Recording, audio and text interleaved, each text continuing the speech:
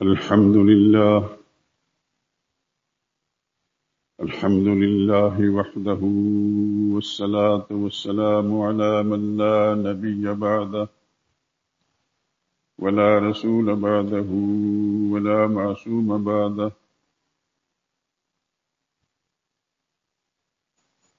أما بعد، فإن خير الحديث كتاب الله، وخير الهدي هدي محمد صلى الله عليه وسلم، وشر الأمور محدثاتها، وكل محدثة بدعة، وكل بدعة ضلالة، وكل ضلالة في النار. أعوذ بالله من الشيطان الرجيم. بسم الله الرحمن الرحيم. يا أيها النبي إنا أرسلناك شاهدا ومبشرا ونذيرا وداعيا إلى الله بإذنه وسراجا منيرا.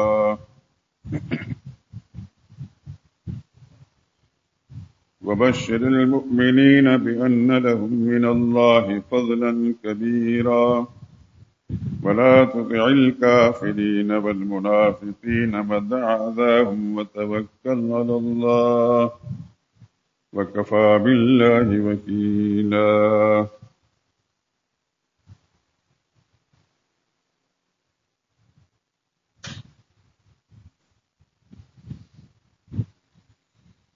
اے پیغمبر، ہم نے آپ کو حق بیان کرنے والا اور خوشخبری سنانے والا اور ڈرانے والا بنا کر بھیجا ہے، اور اللہ کی طرف بلانے والا اور روشن چراغ بنا کر بھیجا ہے۔ ایمان والوں کو خوشخبری سنا دو کہ ان کے لیے اللہ کی طرف سے بڑا فضل ہے، اور کافروں اور منافقوں کا کہنا نہ ماننا، نہ ان کے تکلیف دینے پر نظر کرنا، اور اللہ پر بھروسہ رکھنا، اور اللہ ہی بڑا کارساز ہے۔ سبحان ربک رب العزت عما یصفون، وسلام علی المرسلین، والحمد للہ رب العالمین۔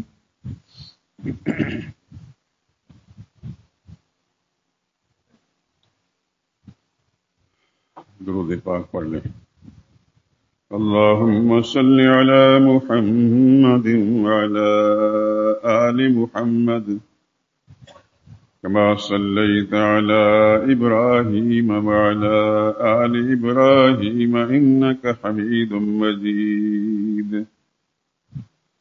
اللهم بارك على محمد وعلى آل محمد كما باركت على إبراهيم وعلى آل إبراهيم إنك حميد مجيد۔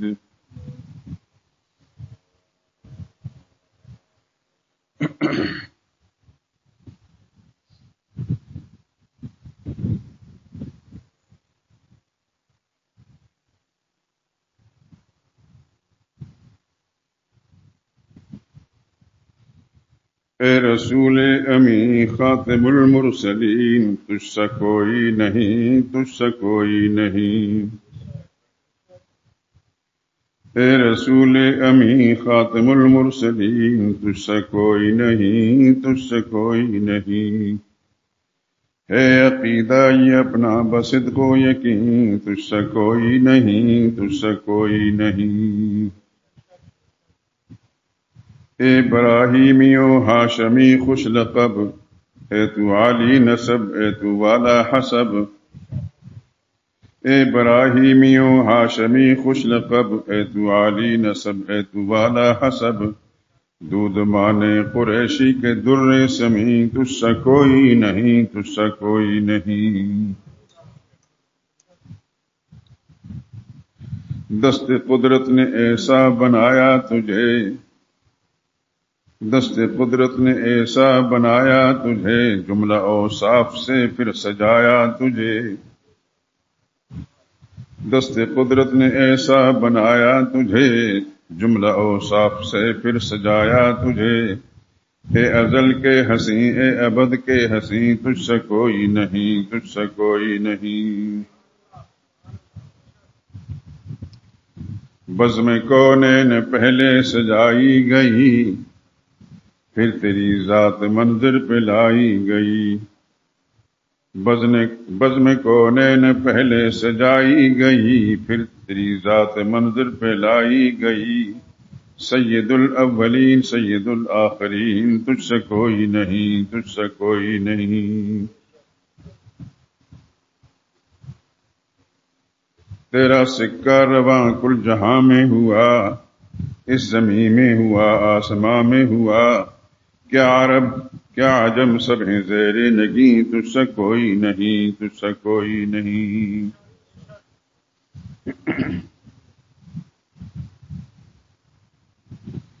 تیرے انداز میں وسعت فرش کی، تیری پرواز میں رفعت عرش کی۔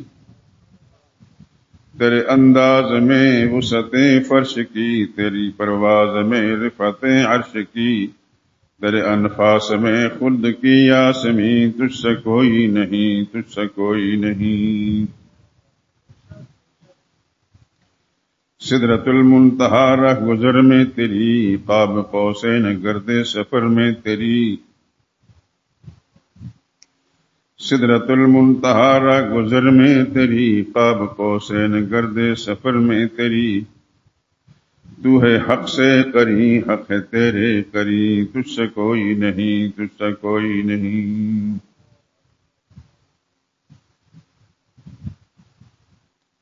کہکشاں زو تیرے سرمدی تاج کی، کہکشاں زو تیرے سرمدی تاج کی، زلف تاباں ہنسی رات معراج کی۔ لیلۃ القدر تیری منور جبیں، تجھ سے کوئی نہیں، تجھ سے کوئی نہیں۔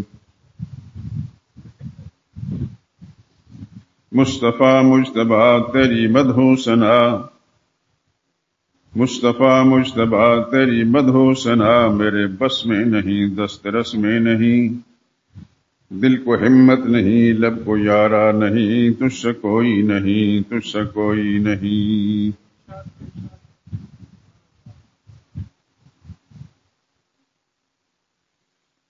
کوئی بتلائے کیسے سراپا لکھوں، کوئی بتلائے کیسے سراپا لکھوں، کوئی ہے وہ کہ میں جس کو تجھ سا کہوں۔ توبہ توبہ نہیں کوئی تجھ سا نہیں، تجھ سا کوئی نہیں، تجھ سا کوئی نہیں۔ سب صحابہ کی شانیں جلی ہیں بھلی، سب صحابہ کی شانیں جلی ہیں بھلی، یہ صدیق و فاروق و عثمان علی، شاہد عدل ہیں یہ تیرے جانشین، تجھ سے کوئی نہیں، تجھ سے کوئی نہیں۔ اے سراپا نفیس انفس دو جہاں، سرور دل براں سرور دل برے عاشقاں۔ اے سراپا نفیس انفس دو جہاں، سرور دل براں دل برے عاشقاں۔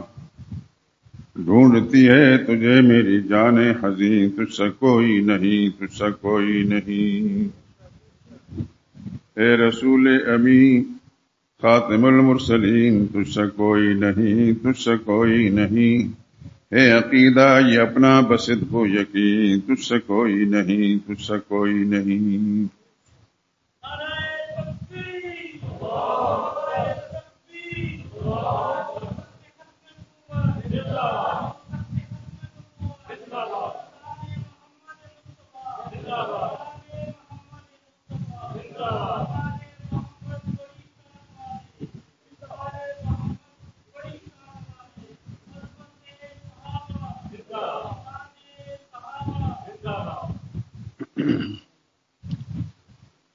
جزاکم اللہ خیرا۔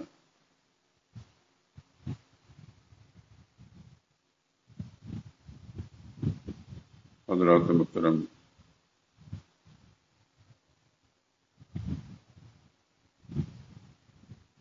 پاکستانی کیلنڈر کے اعتبار سے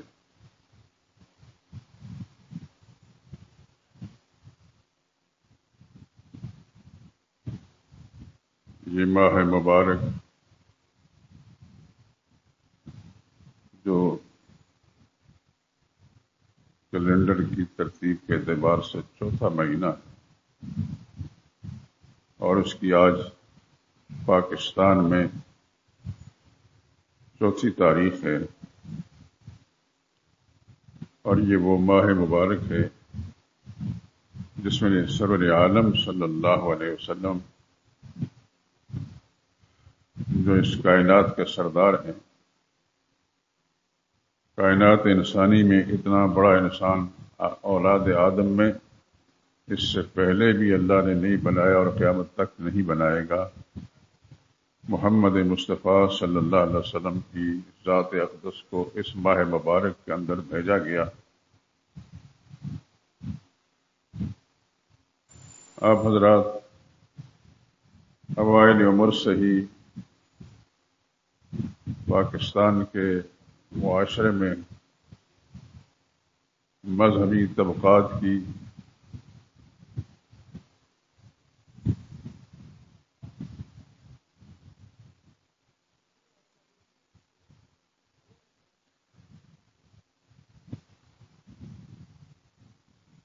زبانوں سے کچھ سنتے رہے۔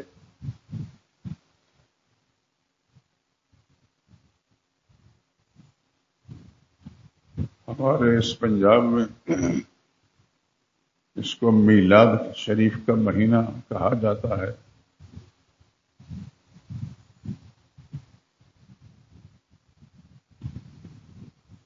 اور ہم اوائل عمر سے اس مہینے کو 12 وفات کے نام سے سنتے چلے آئے۔ یعنی ایک طبقہ ایک طرف کہتا ہے کہ یہ 12 تاریخ میلاد کی ہے، پھر ساتھ یہ بھی کہتا ہے کہ 12 تاریخ وفات کی ہے۔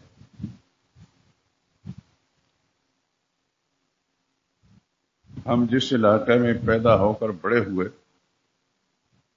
نبی کریم صلی اللہ علیہ وسلم کی ذات اقدس کے ساتھ الحمدللہ العظیم اہل ایمان کو سچی محبت اور سچی عقیدت ہے، لیکن ڈرامے کم کرتے ہیں۔ عملی زندگی کے اندر ان کا سراپا سرور عالم صلی اللہ علیہ وسلم کی پاکیزہ تعلیمات کے مطابق۔ البتہ وہاں یہ ضرور سنتے رہے 12 وفات، یعنی اس مہینے کی 12 تاریخ کو آقا نامدار صلی اللہ علیہ وسلم کی وفات ہوئی۔ یہاں جب ہم پنجاب میں پہنچے،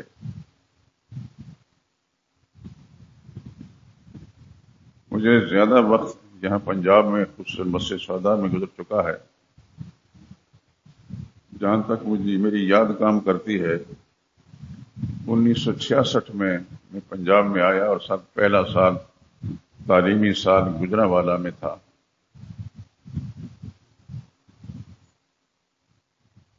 پھر اگلے ہی سال میں گجرانوالہ کے ساتھ حافظ آباد روڈ پر ایک قصبہ ہے، مشہور قصبہ قلعہ دیدار سنگھ،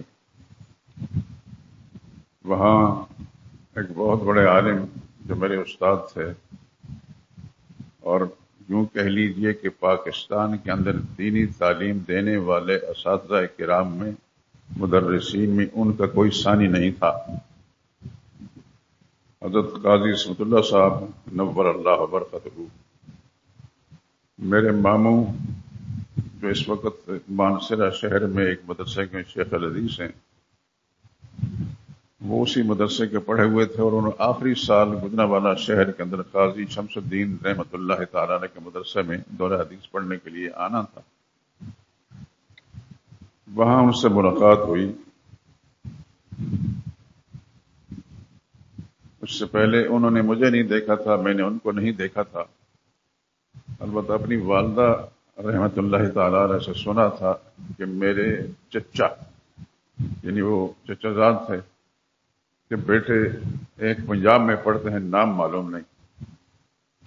قصہ مختصر یہ کہ قاضی شمس الدین صاحب رحمۃ اللہ کے مدرسے کے اندر میرے استاد مولانا خلیل الرحمان صاحب لاہور ماڈل ٹاؤن میں انہی کے ساتھ پنجاب میں آیا تھا. خدا ان کو سلامت رکھے، لمبی زندگی دے، صحت والی دے. یہ بھی دورہ حدیث پڑھنے گئے اور اتفاق سے میرے ماموں بھی وہاں آ گئے. مجھے قاضی شمس الدین صاحب رحمۃ اللہ تعالیٰ کی ایما پر مجھے گجرانوالہ شہر کے اندر ایک مدرسہ اس وقت تھا، اب نہیں ہے.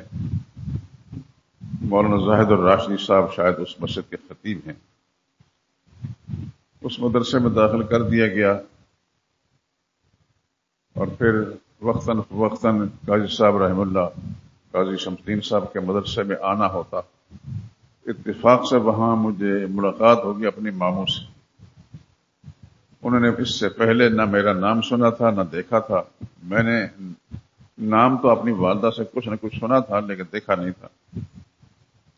ملاقات ہو گئی، بہت اچھی ملاقات جو آج تک اس وقت تک اس کے مبارک اثرات موجود ہیں. کل ہی مولانا غلام نبی صاحب میرے ماموں ان کا مجھے فون آیا کہ سنا ہے پنجاب میں بہت زیادہ سیلاب ہے، آپ تو بچے ہوئے. یعنی ان کو فکر تھی اس بات کی، خدا ان کو سلامت رکھے. وہ مجھے پھر اگلے ہی سال قاضی اسمت اللہ صاحب جلدار سنگھ مدرسے کے اندر لے گئے کہ یہ میرے استاد ہیں. اور قاضی صاحب رحم اللہ کے پاس میں نے 4 سال تعلیم حاصل کی. جتنی اہم مضبوط کتابیں تھیں وہیں میں نے پڑھی. آج اگر تھوڑا سا کچھ علم کا کوئی ملکہ ہے، کوئی مس ہے، تو قاضی اسمت اللہ صاحب رحم اللہ کی صحبت اور ان کی مدرس کی تاثیر. آخری 2 سال پھر جامعہ اشرفیہ کے اندر. کہنے کا مقصد یہ ہے کہ مجھے پنجاب کے اندر انہی ایام کے اندر آنا ہوا. اس سے پہلے میں نام تو سنا کرتا تھا لیکن پتہ نہیں تھا پنجاب کیا ہے. ہمارے علاقے کے اندر تو 12 ربیع الاول کو رسول اللہ صلی اللہ علیہ وسلم کی تاریخی وفات سمجھ جاتا. یہ میلاد بنانے والا اس علاقے میں کوئی رواج نہیں تھا. نبی کریم صلی اللہ علیہ وسلم کی محبت، اطاعت، یہ سب کچھ تھی. لیکن یہ کہ یہ جو رسمیں ہیں پنجاب کے آ کر دیکھی گئیں یہ نہیں تھی. خیر اس سے ہمیں کوئی بات نہیں، کوئی کیا کرتا ہے. میں صرف یہ بتا رہا ہوں کہ چونکہ یہ ماہ مبارک رسول اللہ صلی اللہ علیہ وسلم کی میلاد کا مہینہ ہے، اس واسطے مجھے آج کے اس بیان کے اندر رسول اللہ صلی اللہ علیہ وسلم کی ذات اقدس کے متعلق کچھ آپ کی گوش گزار کرنی ہے. اللہ سے دعا کرتے ہیں کہ اللہ صحیح کہنے کی، سنانے کی توفیق دے، آپ کو صحیح سننے اور پھر ہم سب کو عمل کرنے کی توفیق دے. سب سے پہلی بات میں بتا دوں کہ رسول اللہ صلی اللہ علیہ وسلم کی تاریخ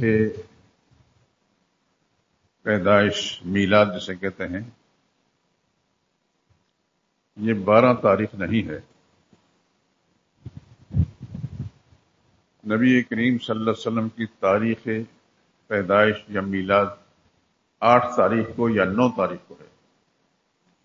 آپ حضرات میں جو صاحب مطالعہ لوگ ہیں، سیرت کی کتابیں یا تاریخ کی کتابیں مطالعہ کرتے ہیں، انہوں نے دیکھا ہوگا کہ ہر شخص نے 9 ربیع الاول رسول اللہ صلی اللہ علیہ وسلم کی تاریخ پیدائش لکھی. ہر مصنف نے 9 ربیع الاول لکھی. البتہ بعض محدثین نے 8 تاریخ لکھی ہے. 8 اور 9 میں فرق نہیں، اس وجہ سے ایک دن کا فرق تو آگے پیچھے ہو ہی جاتا ہے. لیکن یہ کہ 8 اور 9 سے علاوہ رسول اللہ صلی اللہ علیہ وسلم کی تاریخ پیدائش کسی نے نہیں لکھی. یہ 12 تاریخ فرضی بات. میں آپ حضرات کے سامنے سچ کہنے کا ایک ذمہ دار ہوں. پتہ نہیں اگلے جمعے پر میں آؤں گا یا نہیں، زندگی کتنی ہے، لیکن کم از کم سچ سن کر آپ زندگی بھر اس کے مطابق اپنی سوچ وچار قائم کریں گے، اپنی اولاد کو، اپنے دوست احباب کو اس سے آگاہ کریں گے. تو جہاں تک تاریخ پیدائش کا مطلب ہے، ماہ ربیع الاول میں رسول اللہ صلی اللہ علیہ وسلم کی 8 یا 9 تاریخ.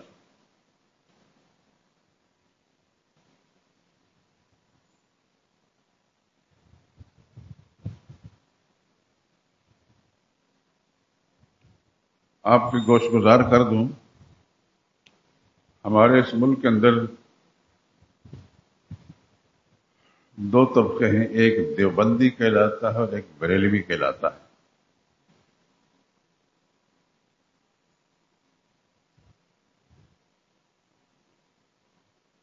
بریلوی حضرات جو ہیں ان کے جو بڑے تھے مولانا احمد رضا خان بریلوی، انہوں نے اپنے قلم سے لکھا ہے کہ رسول اللہ صلی اللہ علیہ وسلم کی تاریخ میلاد 8-12 نہیں لکھے ہوئے، حالانکہ وہ اس بر صغیر کے اندر اس خاص فکر کے بانی ہیں، لیکن انہوں نے بھی 8 ہی ربیع الاول رسول اللہ صلی اللہ علیہ وسلم کی تاریخ پیدائش لکھی۔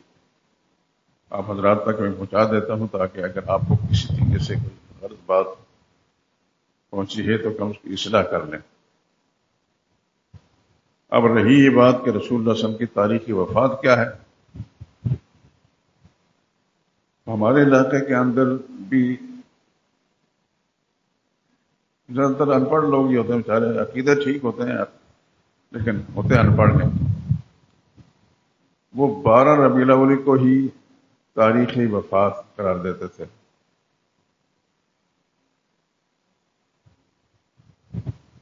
یہاں آ کر پنجاب کے اندر بھی یہی کچھ دیکھا، یہی سنا،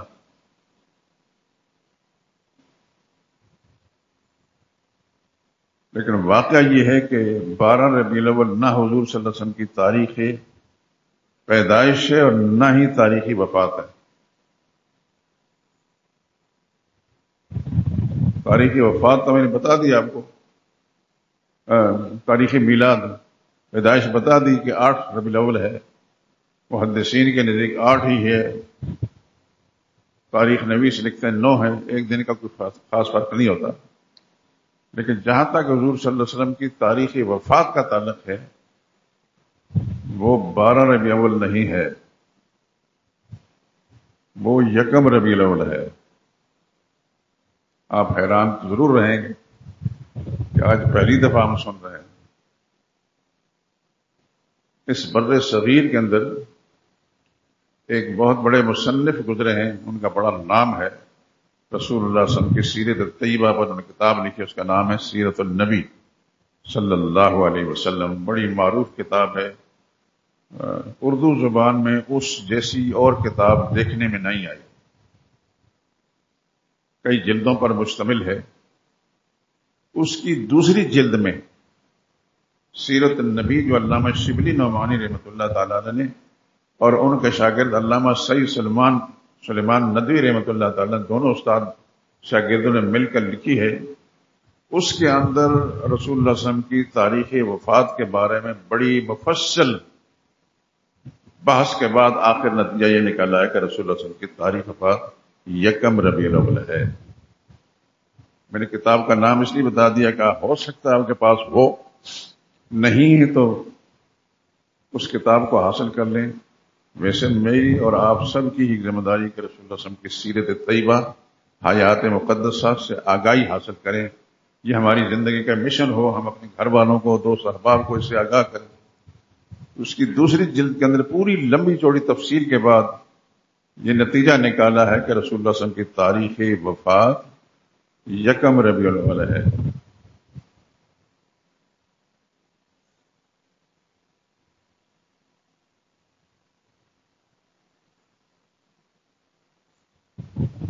انہوں نے جو تحقیق کی ہے اس تحقیق سے اتفاق کرنے میں انسان مجبور ہے، علمی بات ہے،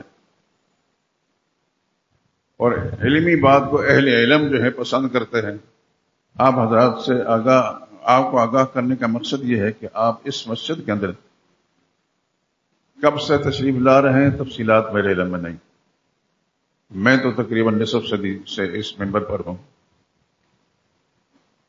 اللہ میری حاضری کو قبول فرما لیں اور میری محنت جو کر رہا ہوں اللہ اسے قبول فرما لیں اور راضی ہو جائیں۔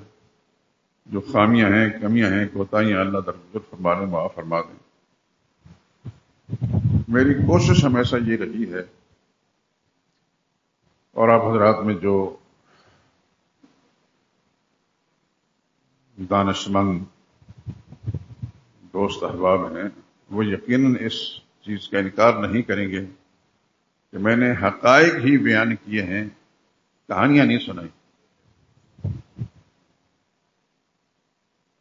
سچائیاں جو تحقیق کر کے حاصل کر کے آپ تک پہنچانے کی کوشش کی ہے، اللہ راضی ہو جائے، قبول فرما لے اور آپ کے دل و دماغ میں بٹھا کر اس کے ذریعے سے آپ کے متعلقین کو، اپنے آپ کے عزیز اقارب کو فائدہ پہنچائے، خود آپ کی ذات کو فائدہ پہنچے.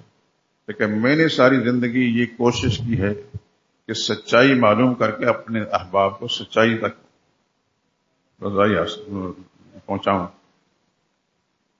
تو آج شاید پہلی دفعہ آپ سن رہے ہیں کہ رسول اللہ صلی اللہ علیہ وسلم کی تاریخ میلاد، تاریخ پیدائش ربیع الاول کی 8 یا 9 تاریخ ہے، لیکن متفقہ طور پر اہل علم کے، بڑے اہل علم کے ساتھ میں یہ ساتھ شامل کر لوں کہ بعض تابعین میں سے صحابہ کے شاگرد، انہوں نے بھی یہ کہا کہ رسول اللہ صلی اللہ علیہ وسلم کی تاریخ وفات 1 ربیع الاول ہے.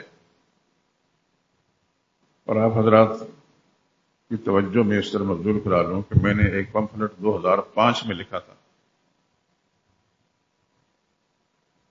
یعنی 20 سال ہو گئے. اس کا عنوان تھا حقیقت میلاد.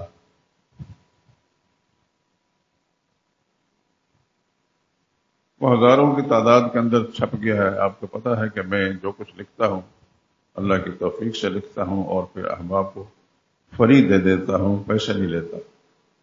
اب تک یہی معاملہ ہے. اللہ راضی ہو جائے، اللہ قبول فرما لے.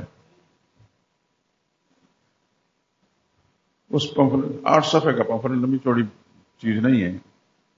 بعض سلف صالحین کی کتابوں سے حوالے دیے ہیں کہ رسول اللہ صلی اللہ علیہ وسلم کی ذات اقدس کے بارے میں کیا کچھ انہوں نے کہا. میرا عقیدہ اور ایمان اللہ کے پاک پیغمبر صلی اللہ علیہ وسلم کی ذات اقدس کے بارے میں یہ ہے کہ میں اس دھرتی پر، آسمان کے نیچے یا زمین کے اوپر کسی انسان کو، انبیاء کے بعد کسی انسان کو اس جیسا انسان نہیں سمجھتا. اور آپ حضرات بھی یقیناً ایسا ہی عقیدہ رکھتے ہوں گے. نہ دنیا میں کوئی صحابی اس رتبے کا ہے، نہ کوئی ولی اس رتبے کا ہے، نہ کوئی تابعی، نہ کوئی محدث، نہ کوئی فقیہ. جو مقام محمد مصطفیٰ صلی اللہ علیہ وسلم کا ہے وہ مقام کسی اور کا نہیں ہے صلی اللہ علیہ وسلم. لیکن آپ کی ذات اقدس سے متعلق جو معلومات ہیں وہ بھی ہر مسلمان کو معلوم ہونی چاہیے. اور یہ بھی آپ حضرات یقیناً معلومات رکھتے ہوں گے، تجسس ہوگا کہ اللہ کے پاک پیغمبر صلی اللہ علیہ وسلم کا گھرانہ کیا ہے. آپ کے والد گرامی جناب عبداللہ، آپ کی والدہ ماجدہ سیدہ آمنہ، اور آپ کے چچاؤں کے حالات بھی آپ کو یقیناً معلوم ہوں گے.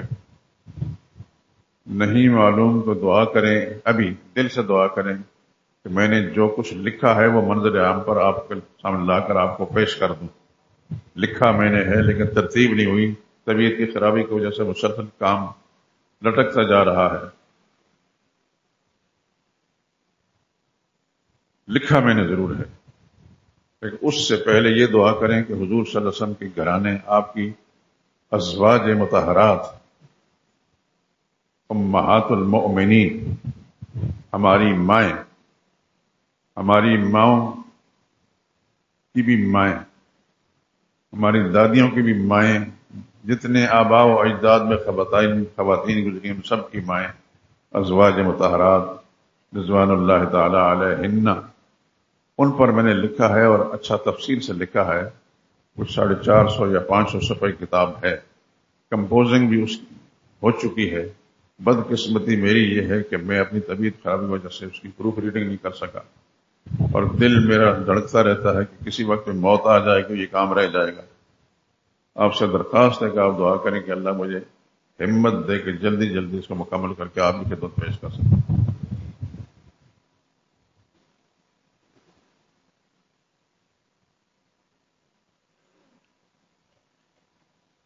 تو حضور صلی اللہ علیہ وسلم کی میلاد کا، پیدائش کا مہینہ ہے ماہ ربیع الاول. اس نسبت سے میں نے یہ گفتگو آپ حضرات کی خدمت میں پیش کر دی. میرے بھی نبی ہیں، آپ کے بھی نبی ہیں،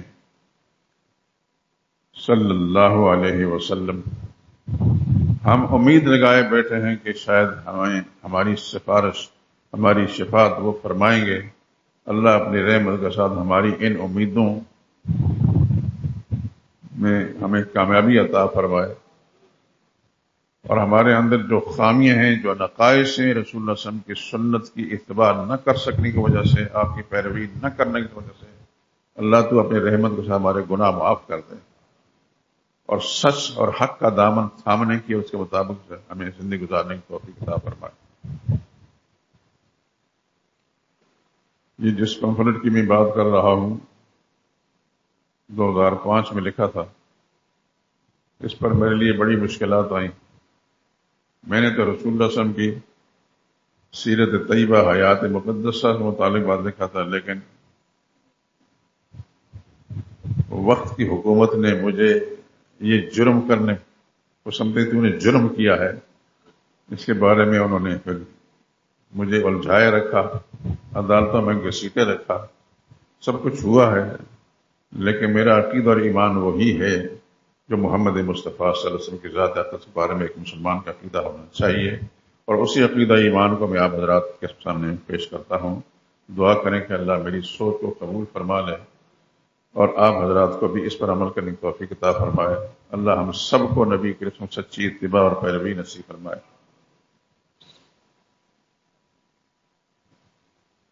بنیادی کچھ چند باتیں تھیں، وہ میں نے آپ حضرات کو گوش گزار کر دی۔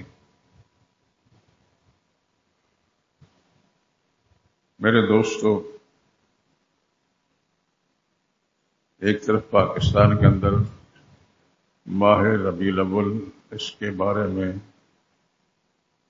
بہت سارے مسلمان وہ عمل کر رہے ہیں جو رسول اللہ صلی اللہ علیہ وسلم کی عقیدت و محبت کو سامنے رکھ کر رہے ہیں۔ یہ الگ بات ہے کہ صحیح کیا ہے اور غیر صحیح کیا ہے، مجھے اس پر بحث کرنے کی ضرورت نہیں ہے، لیکن دوسری جانب اللہ تعالیٰ کا ایک نظام ہے جس کو ہم نہیں سمجھتے۔ پورے ملک کے اندر بارش برسات کی وہ کیفیت ہے کہ جس کی تفصیلات بیان کرنا ممکن نہیں ہے۔ بالائی علاقوں میں آپ حضرات جہاں جہاں بھی گئے ہیں، آپ نے جن جگہوں کو دیکھا ہے، گلگت گئے ہیں، چلاس گئے ہیں، اس سے اوپر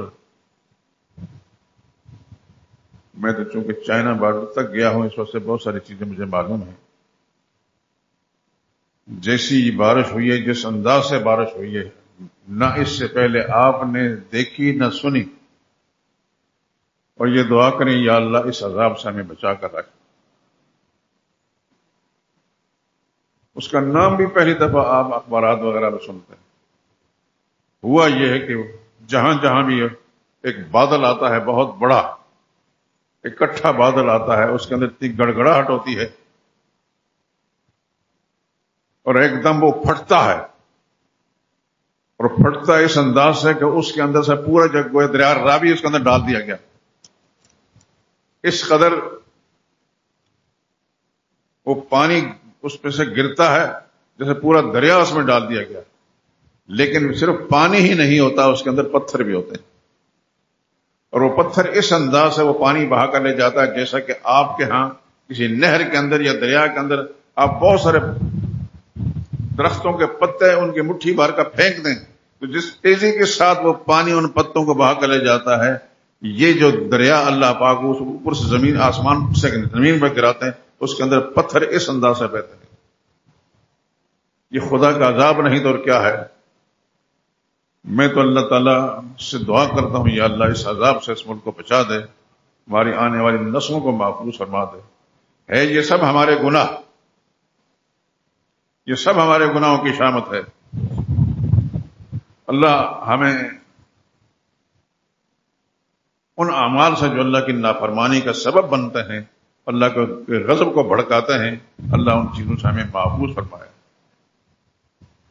آج کے اخبار میں آپ نے پڑھا ہوگا کہ سیلاب کا پانی لاہور شہر میں داخل ہو گیا۔ اللہ سے دعا کریں کہ خدا بند خصوص اس شہر میں بسنے والے مسلمانوں کو اس عذاب سے محفوظ فرمائے۔ جنازہ مرحوم کی شہادت کے ایام میں آپ نے دیکھا ہوگا کہ اس وقت سیلاب آیا تھا تو شاہدرہ ڈوب گیا تھا اور اسے آگے علاقوں کے اندر اس وقت کی تفصیلات پوری طرح معلوم نہیں ہیں، بہت سال ہو چکے ہیں، لیکن اب جیسا کہ اندیشے ظاہر کیے جا رہے تھے اور آج اخبار نے بھی لکھ دیا کہ لاہور شہر میں داخل ہو گیا، برے انجام سے خدا بند خصوص لاہوریوں کو محفوظ فرمائے، اللہ اپنی غضب سے اپنے عذاب سے محفوظ فرمائے۔ جہاں جہاں بھی یہ سیلاب آیا ہے بے شمار لوگ ثوابی میں، باجوڑ میں، بنیر میں، اس سے پہلے بالائی علاقوں کے اندر سوات میں بڑی تباہیاں پھیلا چکا ہے، جس کی تفصیلات میں جا نہیں سکتا۔ اور آپ حضرات نے اگر وہ علاقہ دیکھے ہیں، وہ آبادیاں دیکھی اور اب وہ آبادیاں بربادیوں میں تبدیل ہو چکی ہیں، تو اس کو بھی انسان سن کر سوچ کر گھبرا جاتا ہے۔ یہ بارشیں پہلے بھی ہوتی تھیں، قرآن حکیم کے اندر بارش کے بارے میں اللہ نے اپنی رحمت کا ذکر کیا ہے، بارش کو بطور رحمت اللہ نے بیان فرمایا ہے۔ والذی یرسل الریاح بشرا بین یدی رحمتہ، اللہ وہ ہے جو ہوائیں چلاتا ہے بین یدی رحمتہ، اپنے رحمت بھیجنے سے پہلے، اور رحمت سے مراد یہاں قرآن کریم کے اندر بارش ہے۔ بارش کو اللہ نے اپنے قرآن میں رحمت قرار دیا، لیکن رحمت آنے سے پہلے اللہ ہوائیں چلاتا ہے، لیکن اس دفعہ ہمارے اعمال کی شامت ہے، میں اس کو دوسرا نام نہیں دے سکتا، ہمارے اعمال کی شامت سے، چاہے بالائی علاقوں کے لوگ ہوں یا پنجاب کے لوگ ہوں، حتیٰ کہ کراچی تک یہ صورتحال، یہ سب اللہ کی نافرمانیوں کا نتیجہ ہے اور یہ سب عذاب ہے۔ میرے دوستو، ہر انسان اپنے اپنی زندگی میں مگن اور مصروف ہے، جو کاروبار کرتا ہے وہ کاروبار میں مصروف ہے، جو دیگر معاملات میں، لیکن یاد رکھیں کہ اس بات کو مت بھولیں کہ خدا کے قہر و غضب سے ڈرنا چاہیے، اور خدا کا عذاب پوچھ کر نہیں آتا، اللہ پوچھتے نہیں کہ میں عذاب بھیجوں کہ نہ بھیجوں، باجوڑ والوں سے جا کر پوچھیں، جو کچھ سوشل میڈیا کے ذریعے سے آپ کو معلوم ہوا، جو تصویریں آپ نے دیکھی ہیں، دیکھ کر خدا کی قسم انسان لرز اٹھتا ہے۔ اگر حساس طبیعت والا انسان ہے تو وہ رات کو سو نہیں سکتا۔ میں اپنی مزاج کی بات کر رہا ہوں، آپ یقین اپنے مزاج والے ہیں، لیکن خدا بند خصوص سے مانگنے میں تو ہمیں پابندی نہیں۔ یا اللہ خیر کے معاملے فرما، یا اللہ اپنے قہر و غضب سے ہمیں محفوظ فرما۔ یہ بھی آپ نے سوشل میڈیا کے ذریعے سے سنا ہے، سچ کیا ہے اللہ ہی جانتا ہے، کہ باجوڑ کا جو علاقہ ہے اور بنیر کا علاقہ، اس کے اندر بڑی بدکاری تھی، اور بدکاری کی نوعیتوں نے یہ بیان کی ہے کہ ہجڑے گروپوں کے گروپ وہاں جا کر آباد ہوئے اور ان کے ساتھ لوگ بدکاریاں کرتے ہیں۔ تو خدا بند خصوص، اللہ اکبر، اللہ اکبر، یہ جو کچھ بھی بیان کیا گیا یہ سچ ہے، تو پھر یہ خدا کا غضب جو نازل ہوا ہے، گھروں کے گھر اجڑ گئے، تباہ ہو گئے، سینکڑوں انسان، مرد عورتیں، تو آپ اندازہ کریں اس سے بڑھ کر کہ جب سیلاب اترا ہے تو درختوں کی شاخوں کے ساتھ عورتوں کی لاشیں لڑکی ہیں چپکی ہوئی، اور مردوں کی، اس سے بڑھ کر خدا کا عذاب اور عبرت کا سامان کیا ہو سکتا ہے؟ دوستو، میرا رب وہاں یہ کر سکتا ہے، یہاں بھی کر سکتا ہے، ہر جگہ کر سکتا ہے۔ خدا سے ڈرتے رہنا چاہیے اور اللہ تعالیٰ سے معافی مانگنا چاہیے، یا اللہ ہمارے گناہوں کو معاف فرما، اور جو چیز تیری غضب اور ناراضگی کو کھینچ کر لاتی ہے یا اللہ اسے ہمیں محفوظ فرما، ہمارے گھروں کو یا اللہ محفوظ فرما، ہر وہ چیز جو تیرے ناراضگی کا باعث بنتی ہے اللہ اسے ہمیں محفوظ فرما۔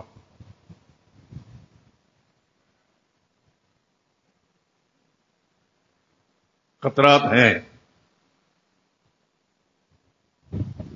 بلا شبہ، سر دست دھوپ بھی نکلی ہوئی ہے، لیکن خطرات ہیں، بس ہر وقت، ہر آن، ہر زمان، ہر مکان، ہر سانس میں خدا بند خصوص کے معافی مانگنی چاہیے، یا اللہ ہمیں اپنے قہر و غضب سے محفوظ فرما۔ اے اللہ اس بارش کو، اے اللہ ہمارے عذاب کا باعث نہ بنا، اس عذاب سے ہمیں محفوظ فرما، ہماری نسلوں کو یا اللہ محفوظ فرما، ہمارے ملک کو محفوظ فرما۔ تنہائیوں میں بیٹھ کر میرے دوستوں دکان پر بیٹھے ہیں تب بھی زبان پر کوئی پابندی نہیں لگائی، آپ خدا سے مانگیں تو خدا بند سنتے بھی ہے، جانتے بھی ہیں کہ بندہ کیا کر رہا ہے۔ راستے میں چل رہے ہیں تو خدا سے مانگیں، گھر میں بیٹھے ہیں تو خدا سے مانگیں، مسجد میں بیٹھے ہیں تو خدا سے مانگیں۔ یا اللہ اپنی ناراضگی کے جو برے نتائج ہیں ہمارے لیے، یا اللہ ان سے ہمیں محفوظ فرما۔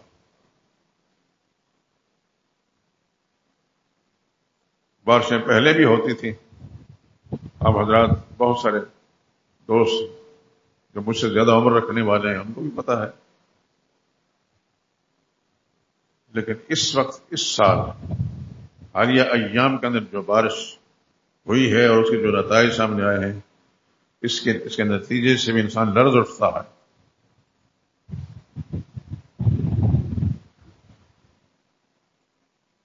اللہ تعالیٰ کی ناراضگی کو لانے والی، اللہ کے کار غضب کو کھینچنے والے جو اعمال ہیں، اے اللہ ان اعمال سے ہمیں محفوظ فرما۔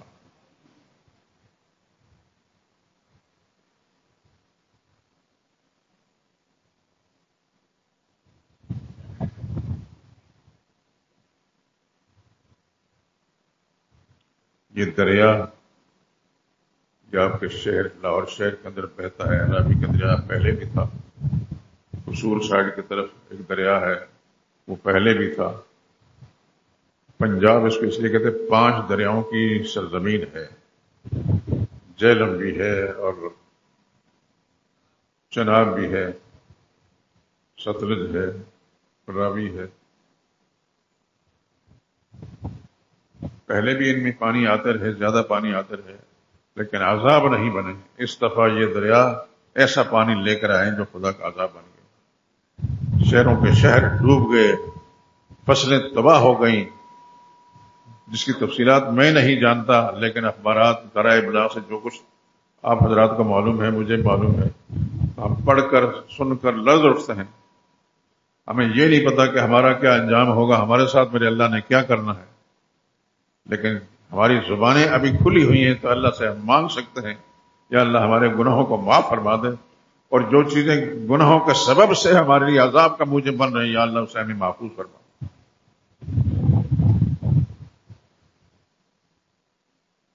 یہ ماہ مبارک جو رحمتوں کا مہینہ ہے، رحمت اللہ عالمین کی بعثت کا مہینہ ہے۔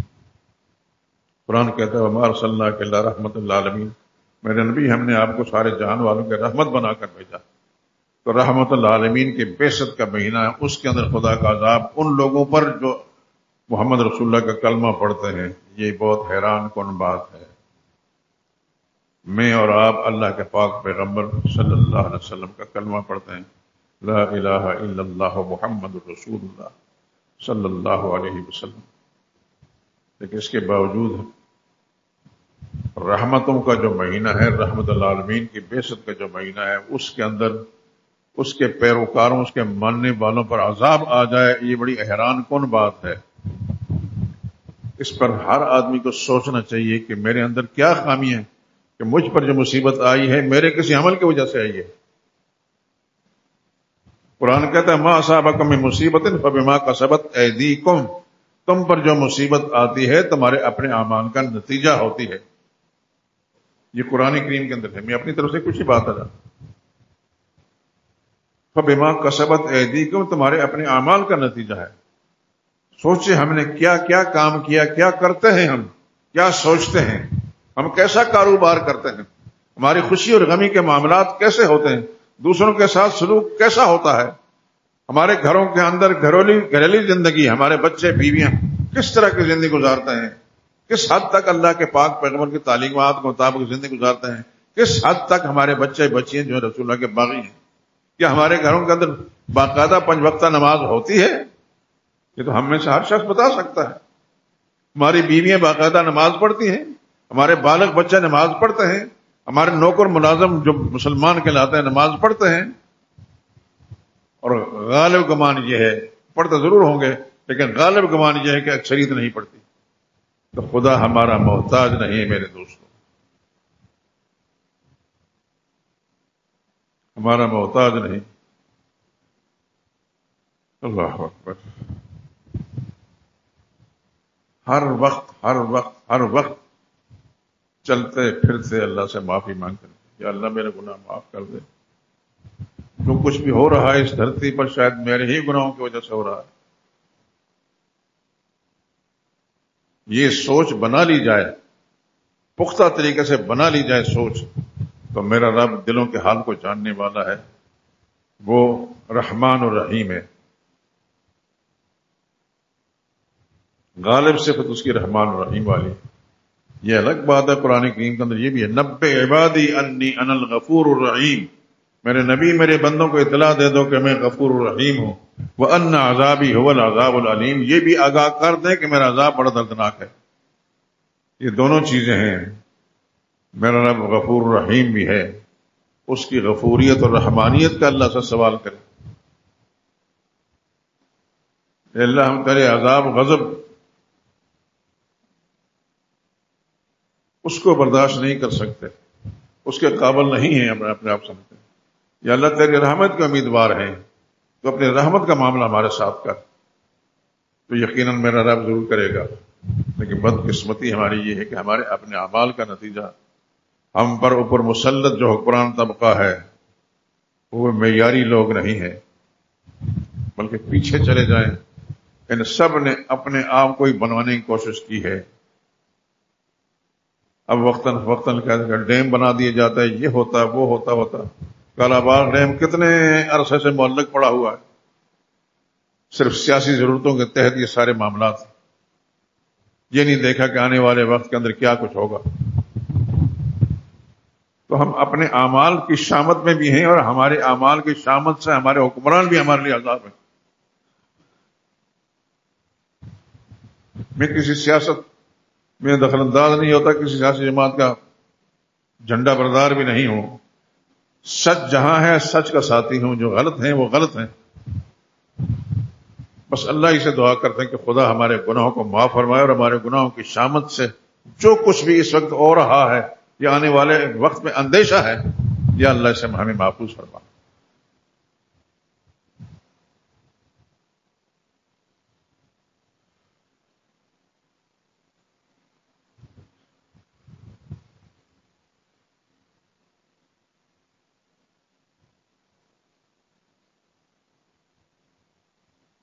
نماز کی پابندی کریں دوستو. جملہ میں بول رہا ہوں، آپ حضرات کے کانوں تک یہ آواز پہنچ رہی ہے.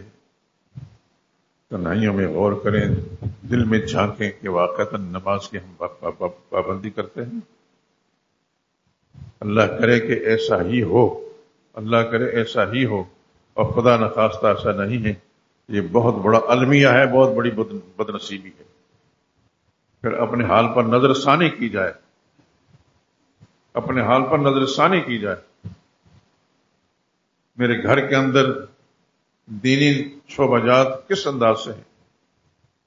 نماز پڑھی جاتی ہے، قرآن کریم کی تلاوت ہوتی ہے، کاروبار یا طرز زندگی شریعت کے ضابطوں کے مطابق ہے.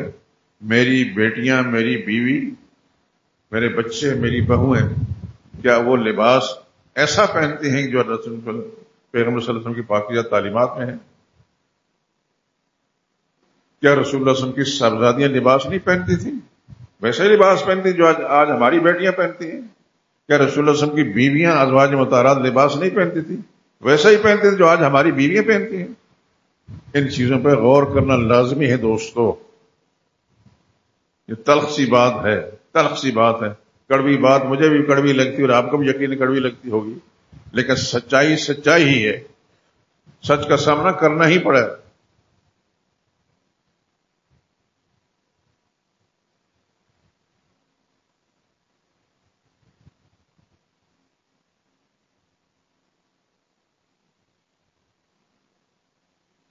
نبی کریم صلی اللہ علیہ وسلم کی ازواج مطہرات جو ہماری مائیں ہیں، ان میں سے ہر ایک کا تذکرہ جب ہم کتابوں کے اندر پڑھتے ہیں تو حیران ہو جاتا ہے کہ کس خاندان سے نکل کر آئی تھیں، اس کے ماں باپ کیا تھے. تو پھر وہ کیا رہیں، انہوں نے کیا کردار ادا کیا اور کیا یادیں چھوڑی دنیا میں.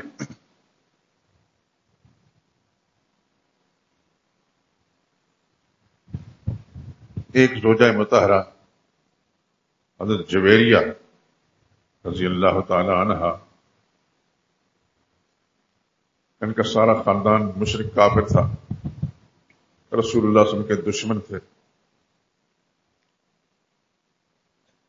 تیاری کر رہے تھے رسول اللہ صلی اللہ علیہ وسلم پر حملہ آور ہونے، اور ان کے والد اس قوم کے سردار تھے، حارث نام تھا.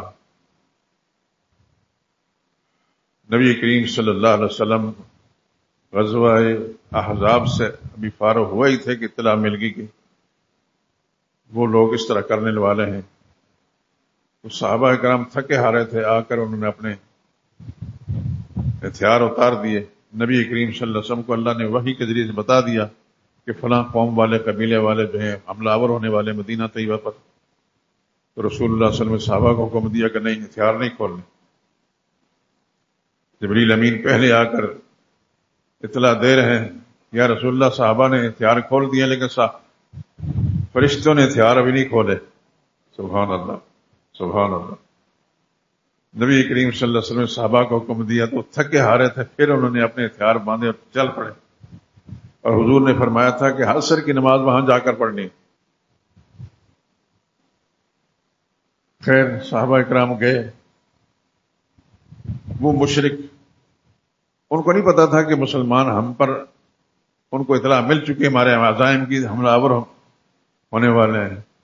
وہ کچھ اپنے جانوروں کو پانی پلا رہے تھے. صحابہ کرام پہنچ گئے اور پہنچ کر ہی پھر انہوں نے اپنا کردار ادا کرنا شروع کر دیا. بہت سارے لوگ مارے گئے، بہت سارے گرفتار ہوئے. ان گرفتار ہونے والوں میں ان کے سردار کی بیٹی حضرت جویریہ جن کا یہ بھی تھی.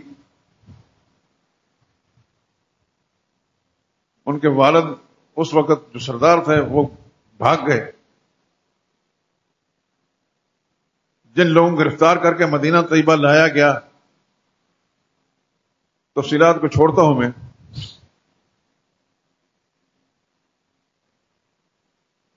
حضرت جویریہ جب قیدی تقسیم کیے گئے، یہ فلاں کے حصے میں، یہ فلاں کے حصے میں، یہ فلاں کے حصے میں، ایک اور صحابی ان کے حصے میں حضرت جویریہ گئی، کیونکہ یہ بڑے سردار کی بیٹی تھی، اس واسطے یہ غلامی برداشت نہیں کر سکتی تھی. رسول اللہ صلی اللہ علیہ وسلم کی خدمت میں آئیں.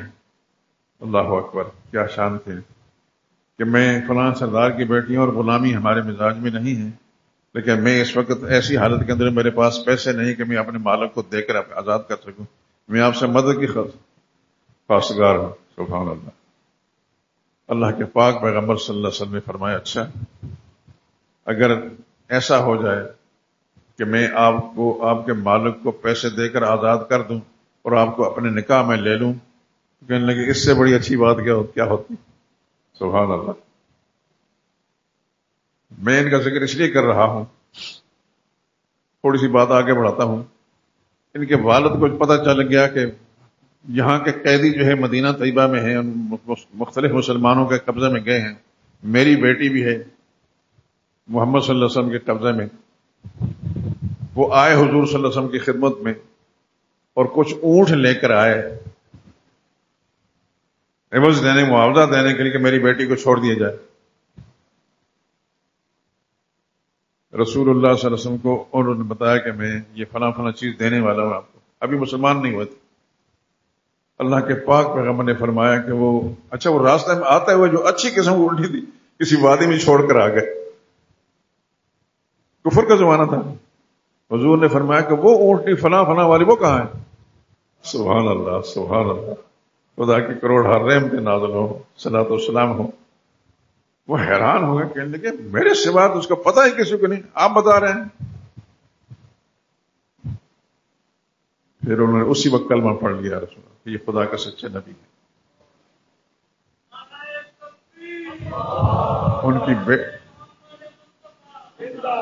ان کی بیٹی تو رسول اللہ صلی اللہ علیہ وسلم کی زوجیت میں آ ہی گئی تھی، وہ مسلمان ہو گئے. یہ بات میں آپ حضرات کو آگاہ کر دیتا ہوں کہ حضرت حارث صحابی ہیں، جویریہ کے والد. ان کو مطلق حارث نہ کہا جائے. جس طرح حضرت ابوبکر صدیق صحابی ہیں، فاروق اعظم صحابی ہیں، حضرت ابو سفیان صحابی ہیں، رسول اللہ کے سسر بھی ہیں، یہ بھی صحابی ہیں. کہ بات میں کر رہا ہوں حضرت جویریہ کے کہ رسول اللہ صلی اللہ علیہ وسلم کی زوجیت میں جب آئی ہیں بالکل ینگ لڑکی تھی، لیکن اللہ کے نبی کے دامن سے وابستہ ہو کر اس قدر دین پر عمل پیرا ہوئی کہ رسول اللہ سے فجر کی نماز کے لیے تشریف لے کے یہ ذکر اذکار کر کے نماز وظیفہ کر رہی تھی. حضور صلی اللہ علیہ وسلم کہیں دور تشریف لے کے وہاں سے واپس آتے بیٹھی ہوں وظیفہ پڑھ رہی ہیں. بہت لمبا ٹائم گزر گیا، مسلسل مسلح پر بیٹھی ہیں. یہ نبی کے دامن سے وابستہ ہو کر پھر ان کی حالت یہ ہو گئی. ایک مشرک سردار کی بیٹی ہیں لیکن نبی کے دامن سے وابستہ ہوئی تو کیا سے کیا بن گئی. عرض کر رہا ہوں کہ حضور صلی اللہ علیہ وسلم کے ازواج مطہرات جب ان کا تذکرہ آپ پڑھیں گے تو انشاءاللہ آپ کا دل و دماغ روشن بھی ہوگا اور ایمان میں انشاءاللہ رونق آئے گی. دعا یہ کریں کہ اللہ تعالیٰ ان کو مکمل ہو چکی ہے لیکن پروف ریڈنگ کر کے اس کو چھاپنے کی توفیق عطا فرمائے. اگر میں جلدی اس میں کامیاب ہو گیا تو میں یقین کروں گا آپ حضرات میرے لیے دعا کی ہے. میں اگر آپ کے لیے دعا کرتا ہوں تو پھر آپ میرے لیے کیوں نہیں کرتے؟ میرے رب نے دروازے کھولے ہوئے اپنی رحمتوں کے. صدق کے دل سے دعا کی جائے کہ مسلمان کے لیے کرتا ہے تو خدا ضرور اس کے لیے بہتر فیصلے کرتے ہیں. آپ ہر وقت دعا کریں کہ یہ کتاب مکمل ہو جائے تو پھر آپ کی خدمت پہنچ جائے. پتہ نہیں میں کب تک زندہ ہوں، کم از کم میں نے جو محنت کی ہے اس محنت کا فائدہ آپ اٹھا دیں. تو کہنے کا مقصد یہ ہے میرے دوستو، اپنے اعمال پہ ہر انسان کو ہمہ وقت نظر رکھنی چاہیے کہ میں کیا کر رہا ہوں، کیا خدا کی رحمت کا حقدار ہوں یا نہیں. یہ بارش برسات ہماری رحمت ہے یا عذاب ہے، اور یہ کیوں عذاب ہے، میری وجہ سے ہے یا کسی اور وجہ سے. انشاءاللہ العزیز اگر ہم تنہائیوں میں بیٹھ کر اس پر غور کریں گے اور خدا سے معافی مانگیں گے، یا اللہ میرے گناہوں کی وجہ سے جو کچھ ہو رہا ہے میں گناہوں کی معافی مانگتا ہوں، تو میرے رب ضرور معاف کرنے والے ہیں. وہ آخر دعوانا الحمدللہ رب العالمین.